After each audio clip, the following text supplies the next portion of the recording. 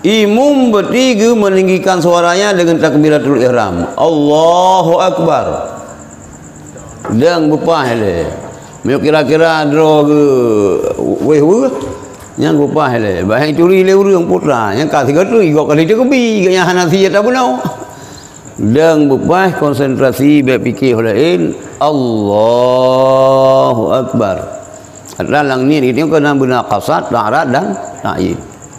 Maka kita kena usalli. Usalli apa? Usalli kan ni lah mati. Yang lah mati kita yang usalli fardhu zuhrinya lah mati kita. Baik, kiban la telong ni, kiban ni. Yang la telong ni kiban ni. Ni benar le macam benar qasad, benar ta'rad, benar ta'yin. Sengaja ulun sembahyang. Yang qasad. Ta'rad dah cikut. Sembahyang.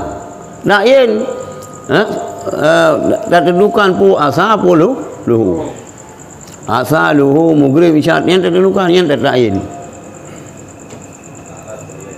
Ta'rad dah ta'yin. Tak cikut perle.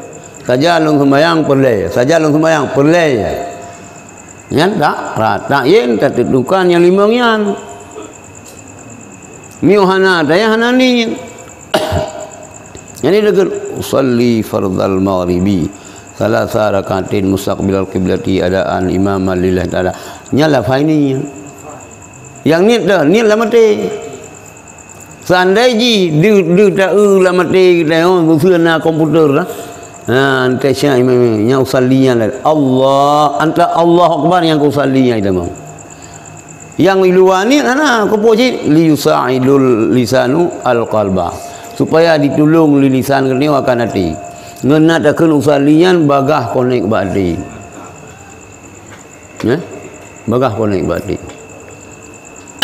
oh hana kun lampu hana dilauru hana kun usalli fardhu dhuhri gede ngajo Allahu akbar ngan na qasan na tarat na tain hanya telefon ni lagi hana tapi miulung lagi ilu hana Allahu akbar yang begilung miul lagi lain cara ilu hana qasan hana tarat hana tain miuna qasan tarat najih betul Allahu akbar nyana iba bak dah hadirkan qasad tarat lain nyala silakan Allahu akbar Amin ron hebat han qari takar ayat dua baca